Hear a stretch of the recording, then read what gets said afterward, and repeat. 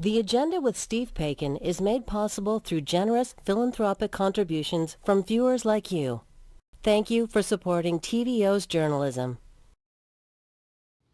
Tonight, is the RCMP in need of some drastic reform? Then, David Lepofsky on his decades-long fight advocating for people with disabilities. That's ahead on the Agenda.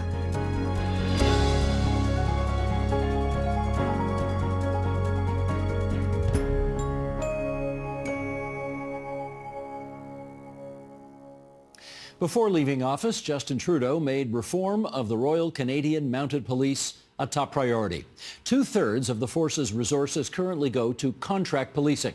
And the RCMP is the official police service in all provinces and territories except Ontario and Quebec. A policy paper released before Trudeau's exit mapped out a new arrangement for the service, which is more than a century and a half old.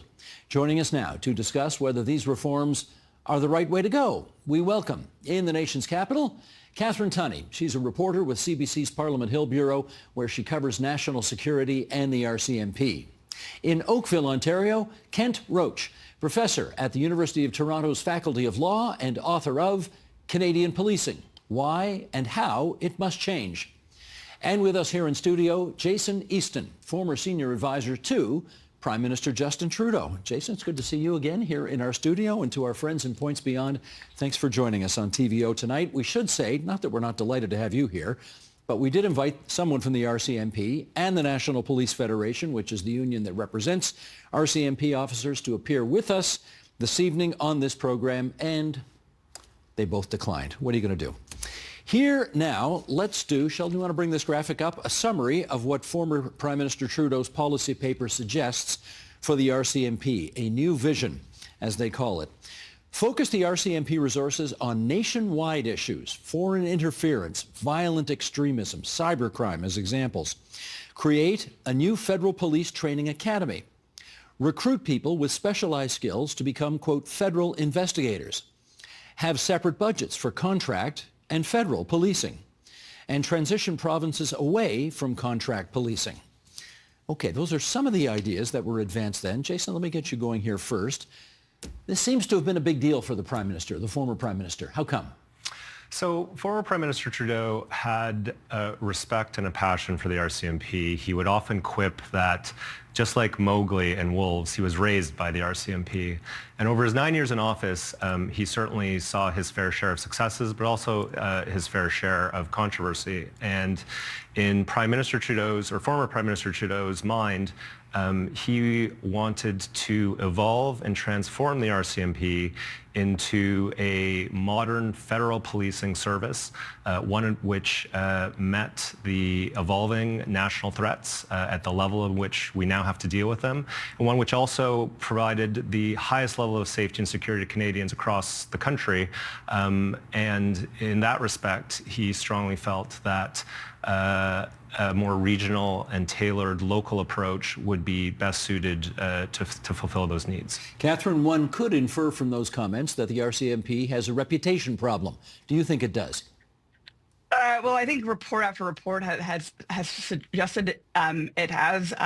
Clearly, perhaps nothing was as came to a head as much as the shooting in Nova Scotia, and that report, which basically tore down the RCMP, saying that there were problems almost at every level. And clearly, this is a report that was released after 22 people were shot, and the RCMP's response to that was greatly criticized. But that's not the only one.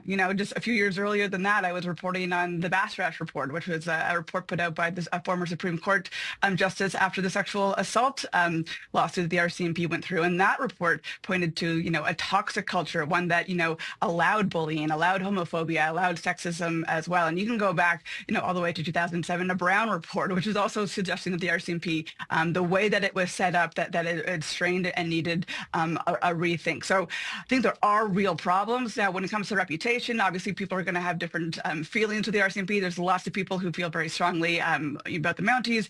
They're iconic, right? The musical ride, like they're almost sewn into Canada's DNA, and I think people still have a lot of pride in that. But for others, I think, when you stack all those reports back to back to back, I think it paints a pretty daunting picture. In which case, Kent Roach, do you think the reforms that have been advanced in the little summary I just gave, do you think they're a step in the right direction? I think most of them are. I mean, the RCMP definitely needs to improve federal policing. I think the, Trump administration makes that an imperative. And I think that, one audience for this reform, frankly, was the Trump administration. But I think it's simplistic to think that the RCMP can or even should completely get out of contract policing before the next contracts have to take effect in 2032. And I also, I have to say that there was a degree of recklessness with this report. The RCMP needs to improve. I think it knows it needs to improve, but it is a national institution. And, the fact that Commissioner Duhaime, this seemed to catch him unaware, I found a little bit shocking and actually jarring. When you say recklessness, what do you mean? Well, I mean, this proposes to cut the RCMP in more than half. 15,000 officers and support workers would have to transition to either a provincial or a local or perhaps Indigenous police services. Now, I think that's a completely legitimate option. We've seen it happen in Surrey, BC, which is the one of the largest growing cities. It was the RCMP's biggest detachment before the Surrey Police Service took over. But I do worry about how less prosperous provinces and the territories are going to be able to adjust to this. And I think that one of the things that the new Carney government may do, and you saw this in some of Catherine's reporting where she had an interview with Prime Minister Trudeau, is he said, part of the reason is we want to get rid of the federal subsidy. So basically the federal government pays about 30% of the bill for contract policing. And I think now with the new Carney government, they're going to be even more concerned with fiscal restraint. But, the problem is that this may download very challenging policing issues onto provinces, municipalities, and Indigenous communities. Who pay 70% of the shot. And Jason, what would be your reaction to that? Well, I don't think the report lays out a specific prescriptive transition that downloads those costs. I also don't think that it was a reckless exercise to put it out. On everything that Catherine mentioned, work on reforming the RCMP has been ongoing for years, and there are systemic structural issues that haven't allowed any federal government to advance that work. What Prime Minister Trudeau was attempting to do with the white paper was provide thought leadership and a vision for the future. That vision can be very ambitious. It could be two separate organizations or multiple separate organizations, one that provides federal policing, one that provides contract policing support to provinces and territories. But a much more pragmatic approach could be incremental in terms of ring fencing federal policing funding so that you don't have federal policing or federal policing dollars subsidizing some of the needs that arise on the front line through the contract policing services. So there's a range of options in terms of how this could be introduced, how it could be transitioned. And I would note that the white paper also envisions enhanced investments for exactly the type of situations that have been noted, whether it's Indigenous or whether it's for policing in the territories. Mike Duhaime's name came up just a moment ago, the RCMP commissioner, and he did react to the policy proposal with this statement. And I'm going to ask our director, Sheldon Osman, to bring this up, and I shall read along for those listening on podcast. Okay, here's the RCMP commissioner. The RCMP has been underinvested for decades. The funding has not kept pace with the technology and resources required to tackle today's criminal landscape. Several months ago, the RCMP presented Public Safety Canada with our own transformation plan. Our plan, which is feasible, aims to address today's complex criminality by leveraging the frontline work taking place in communities across the country. I firmly believe that we are best positioned to face these challenges as one organization. with federal, provincial, territorial, Indigenous, municipal, and specialized policing mandates. Now, the National Police Federation released a statement in agreement saying that what the RCMP needs is not structural reform, but rather increased and sustained federal funding, which sounds like, anyway, I shouldn't opine on this. I should get you guys to opine on this. So, Catherine, you heard the commissioner's statement and then the response from the National Police Federation. React to that if you would.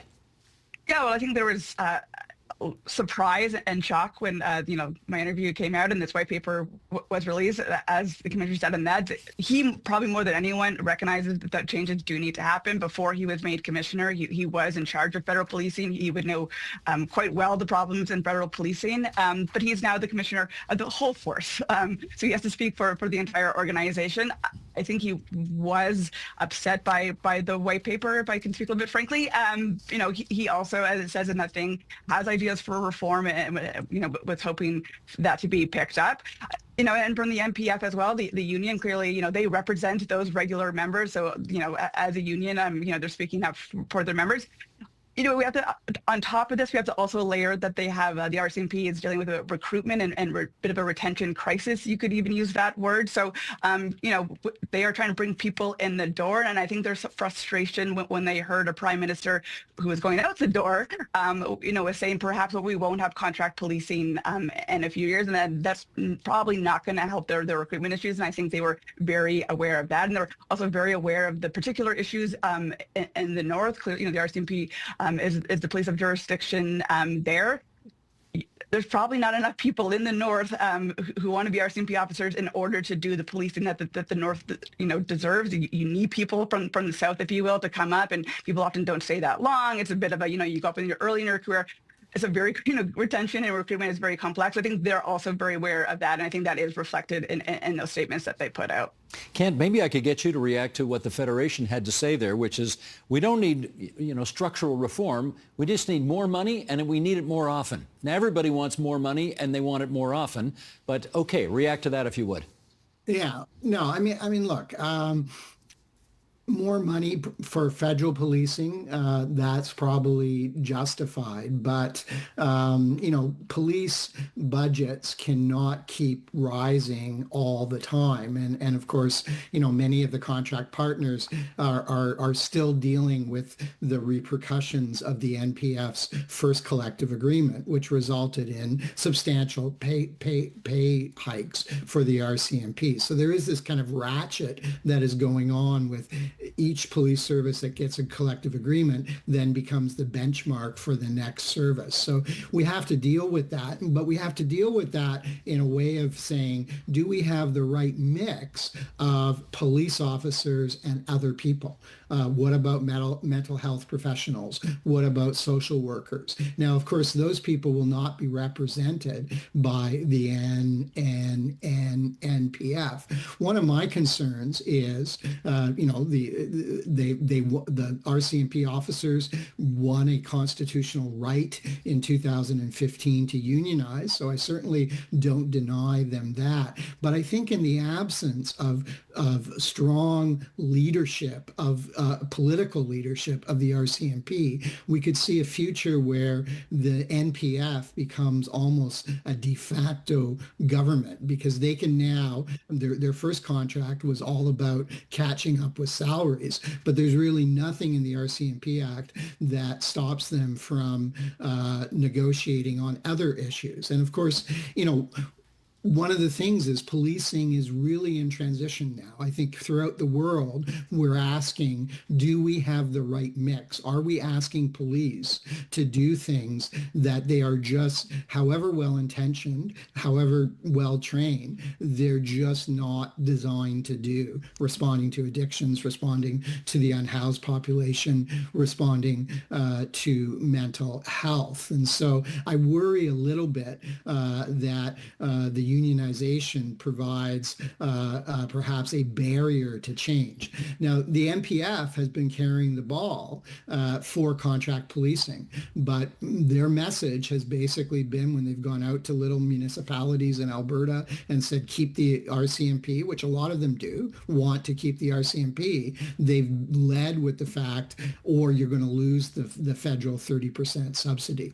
Okay, well, let me put some of this to Jason here, because that's a good long list of some things that we're asking the RCMP to do. And you could add cybercrime and foreign interference and white-collar crime and taking care of violent crime. I mean, it's a long list of things we're asking the RCMP to do these days, Jason. Are we asking them to do too much? I think the answer to that is yes. When you list it all out like that and you add contract policing in, and the fact that it's 2/3 of what the RCMP does today, and you look at the reporting structures in the provinces where provincial priorities have to be incorporated into what the RCMP does, it creates a very muddled structure, and where the RCMP actually functions best from a federal policing standpoint and with cooperation through multiple jurisdictions is in Ontario and Quebec, where there are separate provincial police forces, and those integrated units function much better than anywhere else in the country, where it's RCMP federal policing interacting with RCMP police of jurisdiction. So yes, I think every organization of great size will function better with focus and with clarity of mission.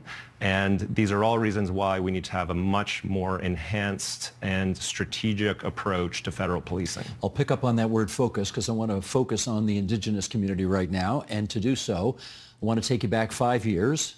Murray Sinclair was on this program, the former head of the Truth and Reconciliation Commission, former senator, talking about the relationship between the RCMP and Indigenous communities across Canada. Here's what he had to say. Sheldon, roll it if you would. We've heard many instances of how Indigenous people and how people of color feel they've been handled by the RCMP. People with mental health issues, people with addiction problems, people with homeless situations, and generally who come from vulnerable social situations also talk about how police forces generally, and the RCMP in particular, sometimes become the tools of oppression by governments and by private corporations. Okay, strong words from Murray Sinclair. Catherine, let me get you to tell us whether in your reporting, since those comments 5 years ago, the RCMP has picked up its game as it relates to dealing with what the senator called the Indigenous and people of color communities.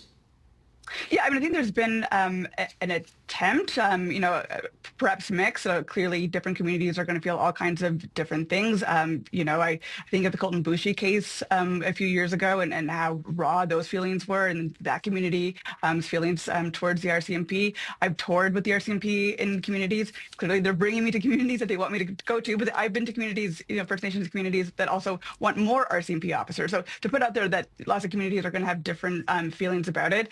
No, I think there have been attempts. I was at an event where, the RCMP is only supposed to stand and salute to O Canada. We were at an event where the Métis national anthem was being sung, and then the RCMP stood up and saluted to that. And I think talking to people in that crowd, that meant a lot.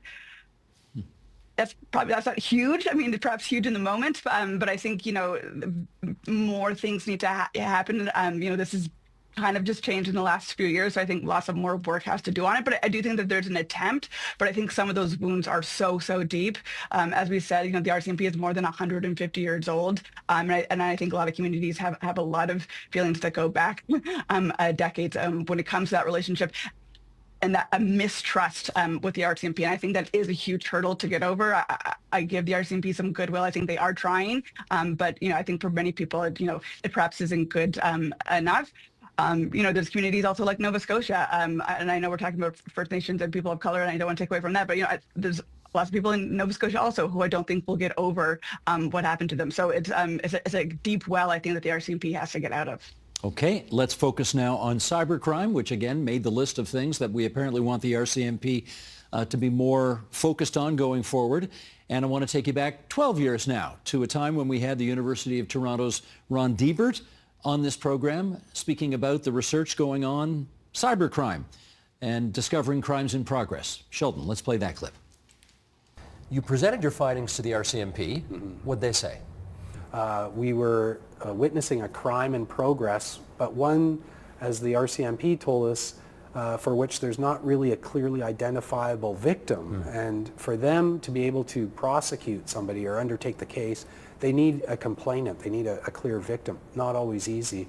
Also, because the perpetrators were in St. Petersburg, Russia, they let us know that, look, it's pointless for us to even begin to take on this case because the many months it would take to get permissions with inside Canada to then contact our Russian counterparts would be futile. Okay, Jason, this is definitely more sort of 21st century crime as opposed to the old-fashioned bar fights and stuff that the RCMP traditionally has to break up in various places around the country. Are they getting better at this? I do think they're getting better at this. The federal government has made significant investments into federal policing, but there still are barriers, and one of those is attracting the top talent that is able to be specialized and focused on investigating these types of crimes. So for an RCMP officer to work in federal policing, they first have to do all of their rotations and frontline policing as well.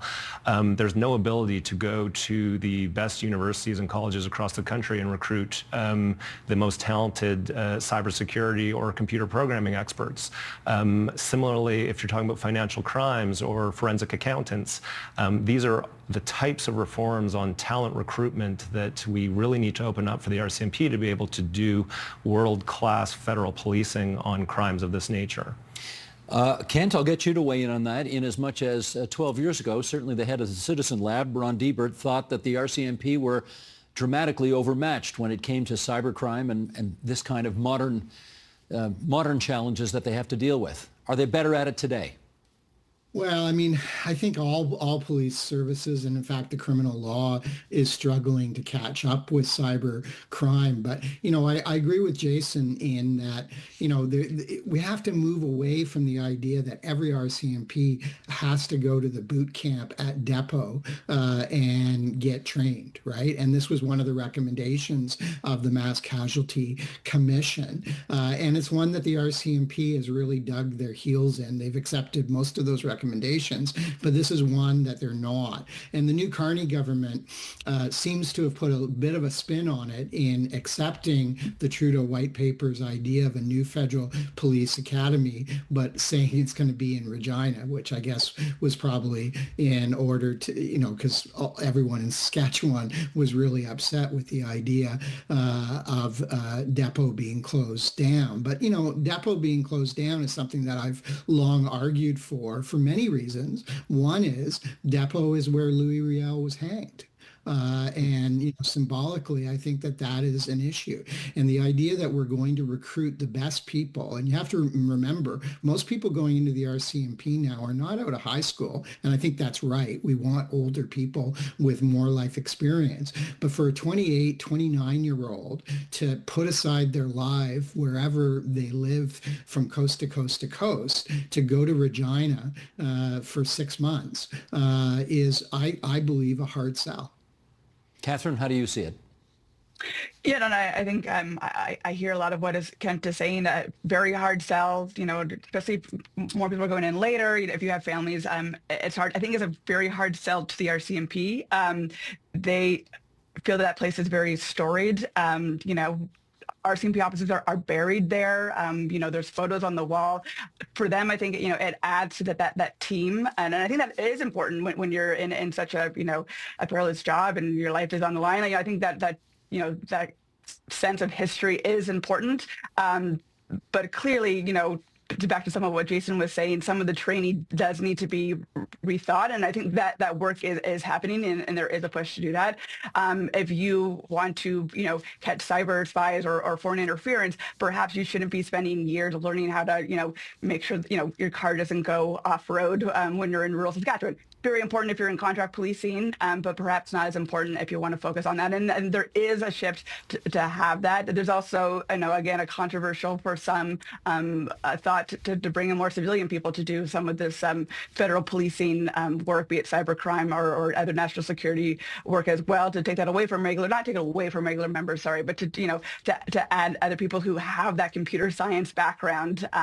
So yeah, clearly, learning how to shoot a gun, very important for all officers, but perhaps not as important if you're, deep in accounting information because you're trying to find some money launderers, for example. I take your point, yes. All right, with just a few minutes to go here, Jason, back to you. This clearly was a priority for former Prime Minister Trudeau. Do you have any sense yet about whether or not it is as big a priority for the new Prime Minister, Mark Carney? Well, I think we've seen from Prime Minister Carney a very strict focus on economic matters, I think driven by necessity with respect to what's going on with the United States. I think time will tell in terms of where this Prime Minister decides to go with federal policing and the RCMP. We are seeing some of those signals, as Kent mentioned, but I think we really need to give this one more time to see where it goes. So I'm inferring from that we're not sure. We're not sure yet. What I have heard is that internally at the RCMP, things are not going well with respect to their own internal reforms, that the federal policing function is more isolated today than it has been in the past.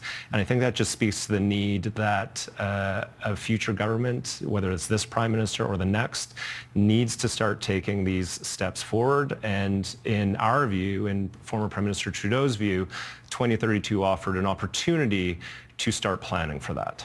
Catherine, you're in the nation's capital. Put your finger up, gauge the temperature. What does it feel like right now? I don't think this is a priority for this government. I got to ask Mark Carney about this on the campaign trail. Would he take this white paper and would he carry it forward? And his response was to quibble with that. Oh, it's not a white paper; it's a green paper. I know he wants to be correct, but I think that kind of perhaps missed the point. He did say that he would look at it, and I do think reform, is key to this government. It's not something that I'm getting the sense that they're right at the gate they want to do with. And I hear that obviously we're in a bit of a crisis with the U.S. and all of that, but. The contracts expire in 2032. That may seem like a long time from now, but really it's not. If ultimately the government is going to say we're going to get out of contract policing, that does not leave the provinces with a lot of time to create kind of police forces from the ground up. Lots of provinces, to some of the points that have been made, we'll have to find that money. There's a lot more money than they're paying now. Some people might believe that they should be paying that, but ultimately that really isn't that long of a runway when you think that we're going to get out of it. So I hear that, it's not a priority, but if he wants to be Prime Minister in 2032, and obviously Canadians will decide that, whoever is the Prime Minister then, has to start thinking about these ideas and has to think of reform in at least some way. Perhaps it's not getting out of contract policing, but clearly to Jason's point, there are things going wrong at the RCMP and it is strained. I think everyone can agree on that point. So you got to get to work soon. Last 30 seconds to Kent Roach on this. Well, I think the Minister of Public Safety should consider opening up the RCMP Act. I think, a separate identity and funding for federal policing and maybe training is a good idea from this white or green paper. But I would also like to see more federal delegation to provinces and municipalities of governance powers to the extent that contract policing is going to continue. And we also need to facilitate exit. So if Grand Prairie or now Kelowna is thinking about it, if they want to go with their own police service, they should be able to. But we need to plan for that and do it hopefully in a fairly seamless way. That's U of T law professor Kent Roach, along with Jason Easton, the former advisor to Prime Minister Trudeau, and Catherine Tunney, CBC Parliament Hill Bureau reporter, where she specializes in covering national security and the RCMP. Great to have the three of you on TVO tonight. Thanks so much. Thank you. Steve. Thanks.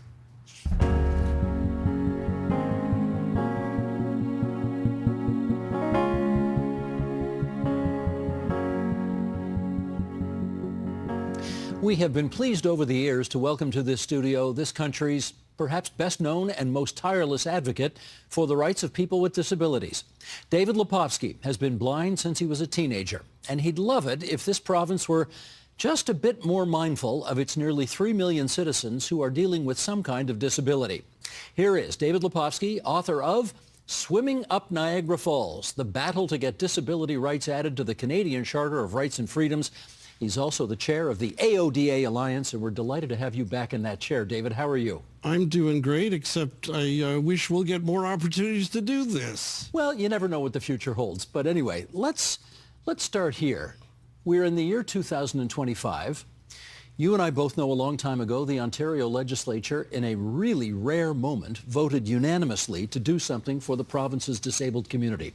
What did they decide to do? They decided to pass a law which we, people with disabilities, had fought for a decade. I had the privilege of leading that campaign, which would require this province to become accessible to all people with disabilities, and which set a deadline, which was 20 years. That deadline, 2025. So here we are, and how close are we to what they promised? We are miles and miles away, not even close. Why do you think we are not even close? We are not even close because successive independent reviews that the government itself appointed said we need stronger leadership from the government at the very top, but successive premiers, including the current one, have not provided that leadership.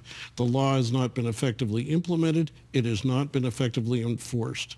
And all Ontarians, those who have a disability now, and everyone else who's bound to get one later in life, they're all going to suffer as a result of this failure.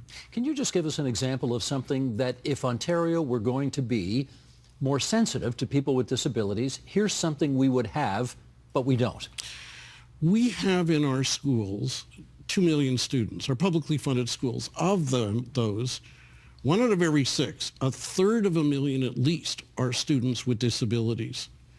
Our education system is designed principally for students without disabilities. Yeah, we have special education as an afterthought, but we do not have a comprehensive strategy to make sure our school system is fully accessible and barrier-free for students with disabilities so they'll equally benefit from it. So it's difficult just as a parent, and I know this as a parent of a student with a disability, to find out what's available in the schools for our kids, much less to navigate the Byzantine education bureaucracy to fight when your child isn't getting what they need. What we need under the Disabilities Act is an education accessibility standard that sets and enforces provincial standards to make schools and school boards not only physically accessible, but program accessible.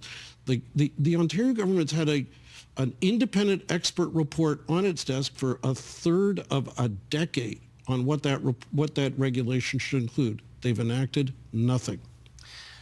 We've had, in my count, I think 5 premiers since the original promise was introduced and voted on by the Ontario legislature. 5 premiers.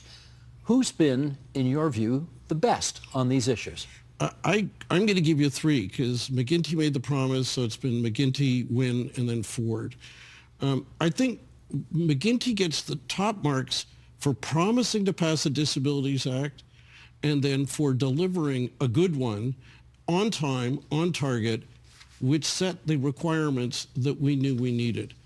Where things fell apart is when we went from passing the law to implementing the law. And what happens, government kind of went back to a business as usual. Politicians moved on to other things, and things slowed, and now they've kind of ground to very close to a halt. My math stinks because I went back 25 years instead of 20 years. So you're right, it's 3, not 5. Can you say who's been the worst of the group? Well, it's a tie between, I'd say it's got it right now, it's Doug Ford. And we're nonpartisan, so I wish I would say he was the best. But he's the only premier in 2 decades who's refused to even meet us to sit down and talk about what needs to be done. He's failed to follow the expert advice from an expert his government appointed, to give an independent review and assessment of how we're doing, a guy named Rich Donovan. 2 years ago, Mr. Donovan, now remember this is Mr. Ford, the government's hand-picked advisor, said that we're in an accessibility crisis. We need an emergency response that the premier leads.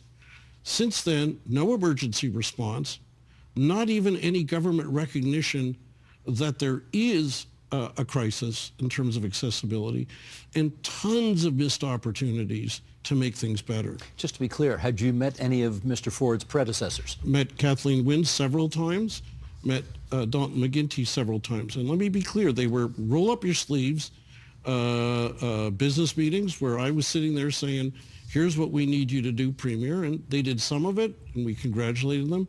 They didn't do other parts of it, and we let them have it when they didn't do what we thought they needed to be done. So this isn't all soft and cuddly. This is sitting down and trying to make Ontario better for some of its most vulnerable residents. I want to go through some of the irritants that you have been dealing with, and as I indicated in the intro, this is hardly your first trip to the studio.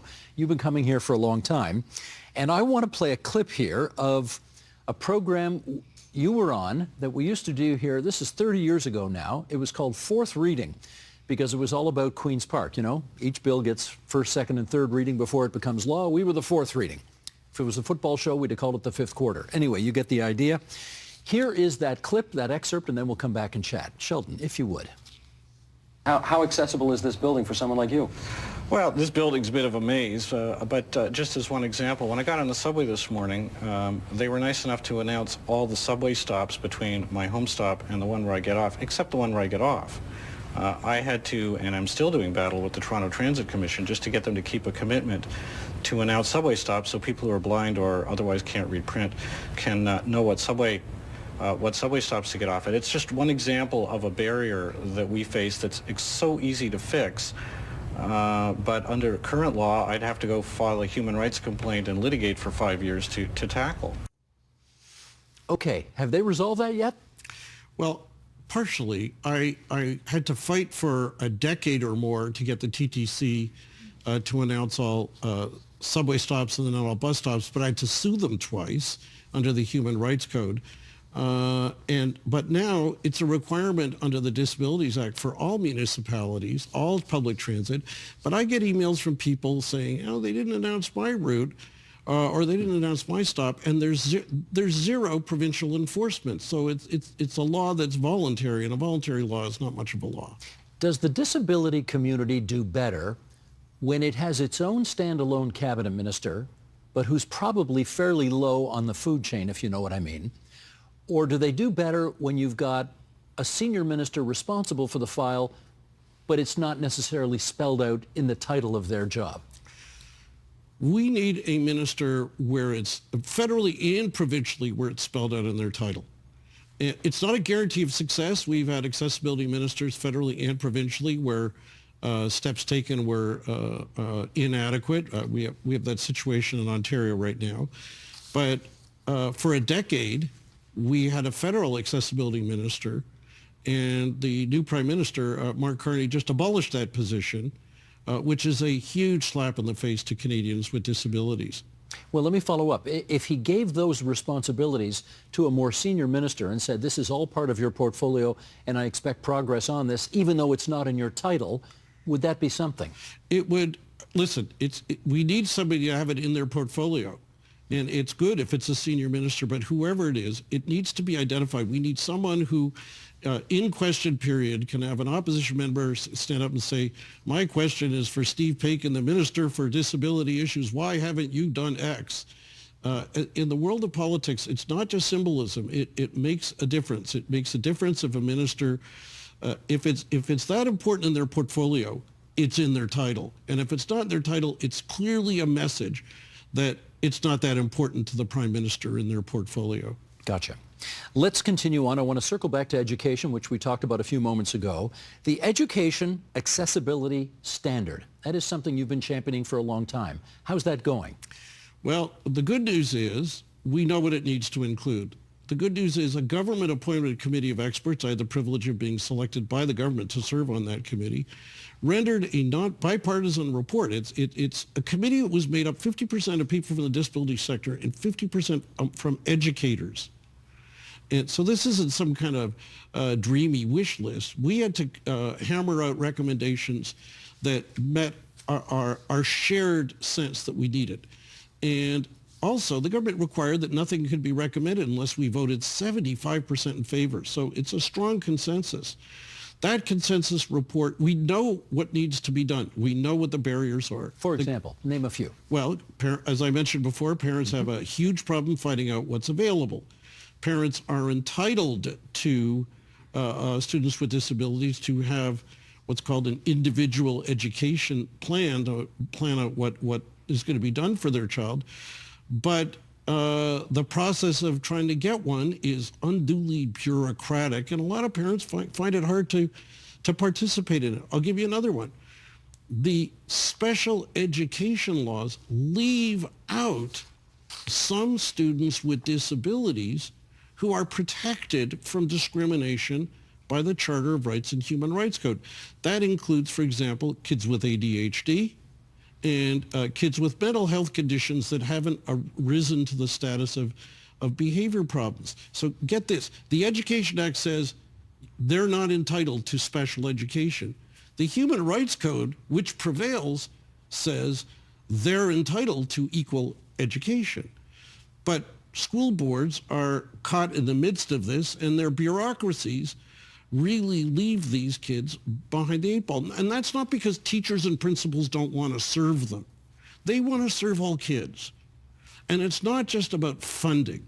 It's about an education bureaucracy that's stacked against them and that ties the hands of frontline teachers and principals.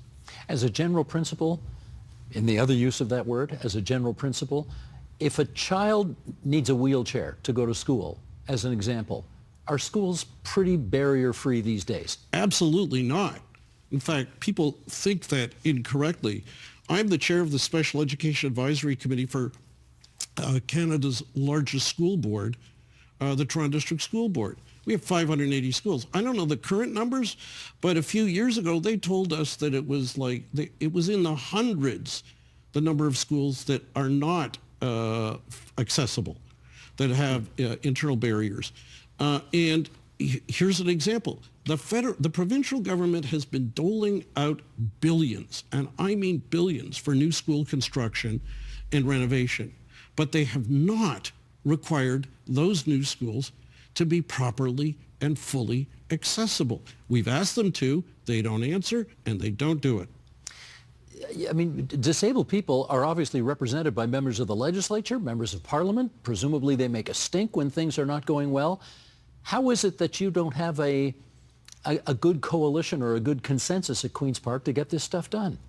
Well, the opposition parties, commendably, and we're nonpartisan. Believe me, we've blasted each of them when they've been in government if they haven't done the right thing.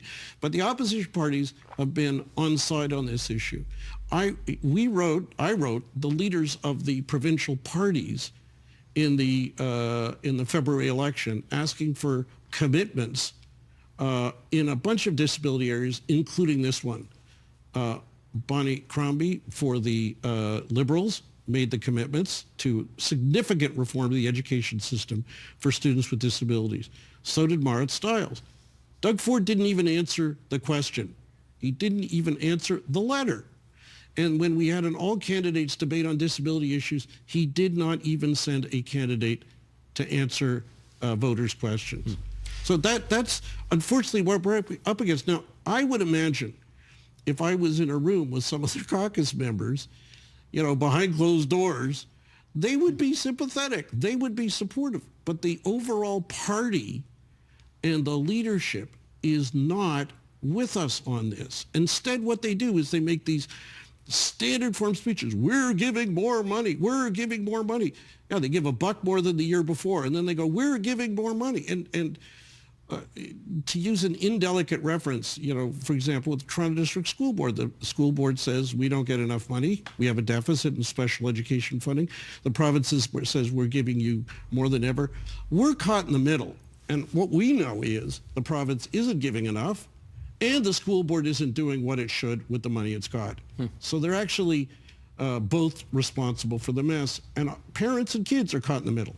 You've been at this a long time, and I wonder whether you are yet at the stage where you get tired of pushing this boulder up the hill, up the hill, up the hill, and never quite getting to the top of the mountain. Never giving up. You and I are Star Trek fans, but the takeoff on Star Trek was Galaxy Quest, and the slogan from that, never give up, never surrender. I can't, and my colleagues who are in this, we're not giving up. The fact is, My memoir about the fight to get disability into the Charter 45 years ago. Which I'm holding up now. Available for free for download. There we go. But if you want to get, you don't need to get the hard copy, but if you want it, it's on Amazon. Picture on the back. There you go. Okay. But I called it Swimming Up Niagara Falls because that was what it felt like to try to fight to get an amendment to the Constitution 45 years ago when we weren't organized, didn't have the tools like social media like we have now. We won. Okay, a couple of minutes to go here, and I want to finish up on a few personal notes. What is disability rights and wrongs? I'll be starting a podcast this fall. No start date yet, but please search on your podcast apps when we announce it on social media. We're going to be doing a podcast. I'll be leading a podcast in fact, I'd love to have you on it, to talk about what the barriers are that we face and how individuals, not just organizations, but individuals can take part in the battle against it. We're calling it Disability Rights and Wrongs, the David Lepofsky. The David Lepofsky. Yeah. Okay, cute title. Good. Now, David, you recently sent me an email in which you said, remind me to tell you about how it felt when I was in the Court of Appeal in November 2015, arguing what I knew to be the very last case I would argue there as a Crown, because you, of course, were a Crown attorney in your former life. So, okay, let's get that story. And I said it because I want you to think of it when you tape your last interview. So I was on my last case. It was a murder case. And my opponent argued his side of the case. And then we got to my part. And usually when it's 10 minutes to go, it's 10 to 4. I know I got 10 minutes. I look at my watch. How much time have I got left? How many points do I have to cover? But in this case, I looked at my watch and the only thought I had was, oh my God, I have 10 minutes left to be a lawyer in the Court of Appeal arguing as a Crown. And I took this huge deep breath.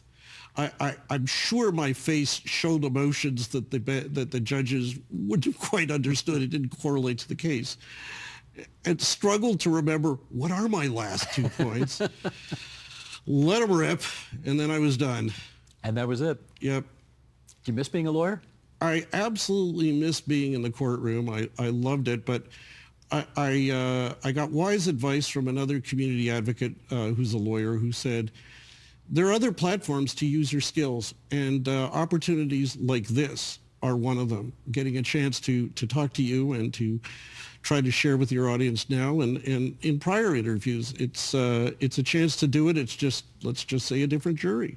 And if people go to our website, by the way, aodaalliance.org, we will be today posting a list of the Paikin interviews, we're calling it. It's all the times, the 23 times I or colleagues have been on your show. No kidding, 23 times. 23, doing including interviews tonight. Wow, all right, fantastic. Now, one quick follow-up, because you said something there that I suspect our viewers and listeners are going to say, what does he mean? You said, I looked at my watch to see how much time I had left. You're blind, David. How do you do that? First, we use sighted language, right?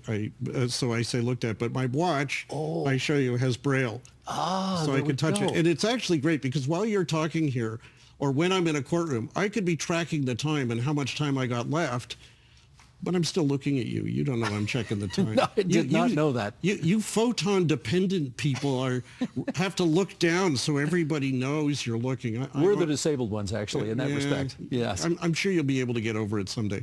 Okay, we got 20 seconds left. What do you want to say?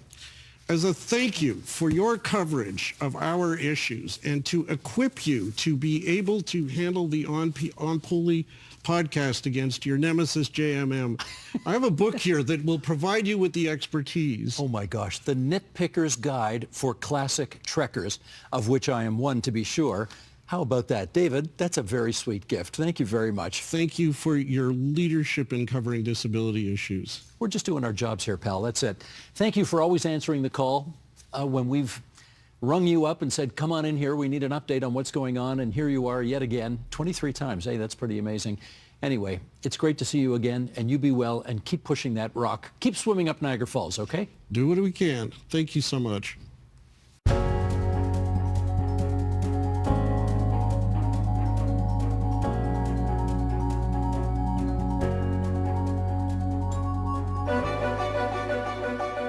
From a very young age, Lola Reed Allen's eyes were drawn to the sky.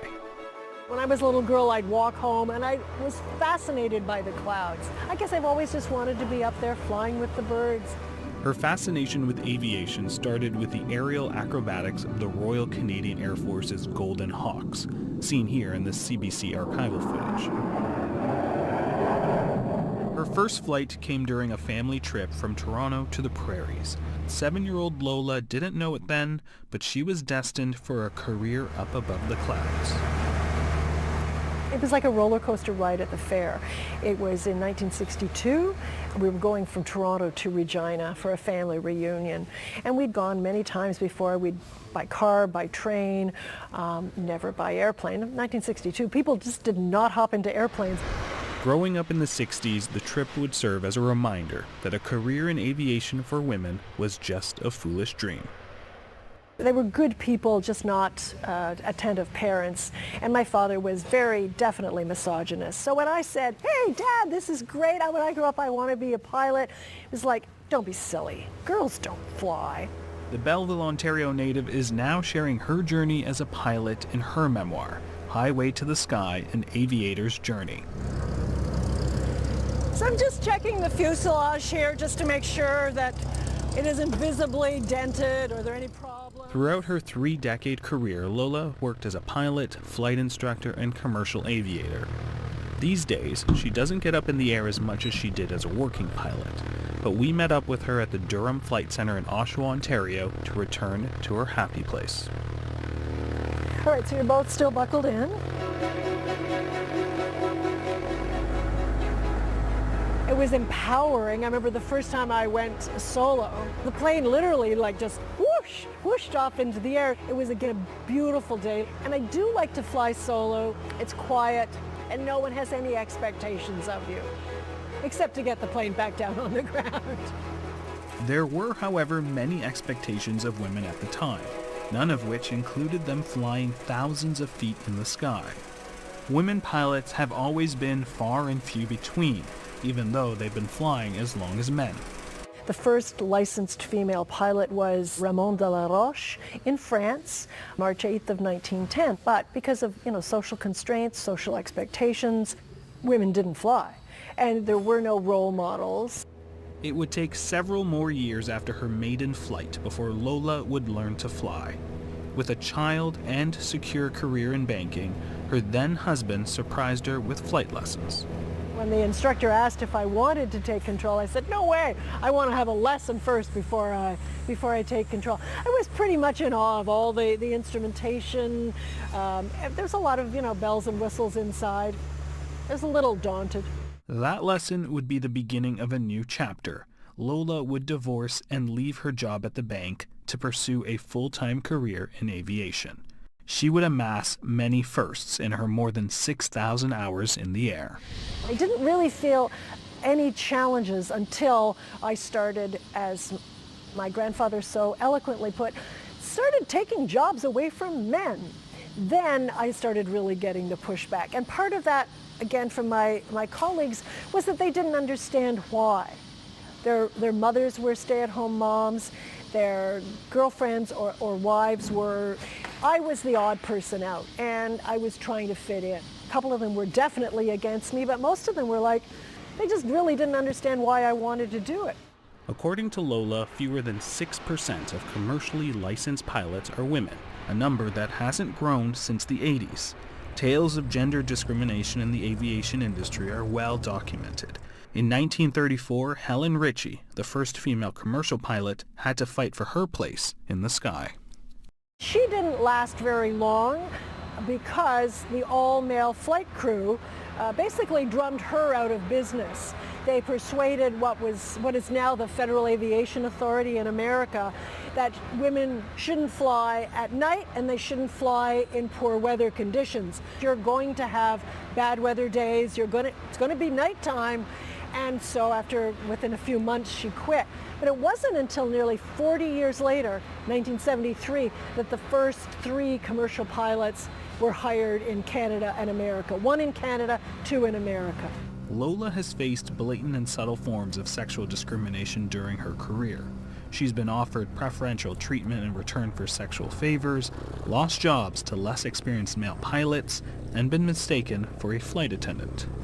On some of the northern bases where we'd have to load baggage, that's normally the job of the first officer, so I'd be out there loading baggage, and men would be aghast that I would be loading the baggage, and some men would literally try and pull the bags from my hand, and I was like, no, like, you wouldn't ask a man if he was capable of doing that, so just let me do it. So what I would actually do, because after a while it gets pretty frustrating, I would take the suitcase and I would just whoof it into the baggage, and it would, ricochet around.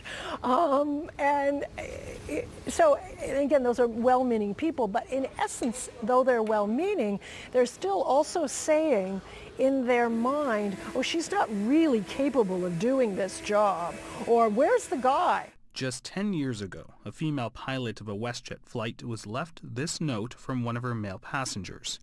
It reads, "The cockpit of airliner is no place for a woman. A woman being a mother is the most honor, not as captain.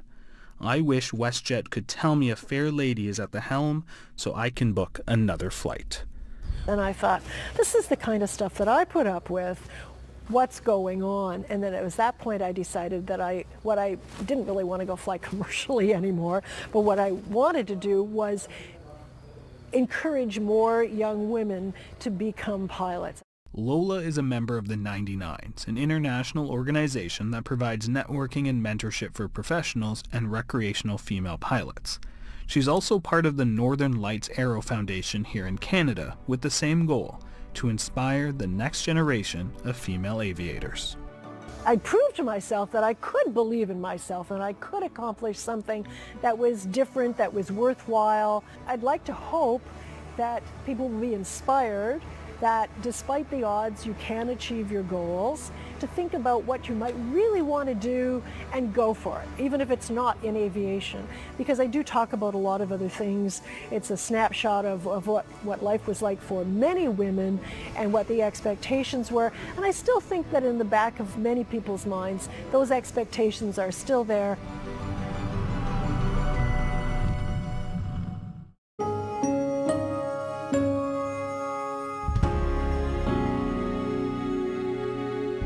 And that is the agenda for Tuesday, June 3rd, 2025. Wednesday on the program, does the Ontario government's Bill 5 miss the mark for some Indigenous communities?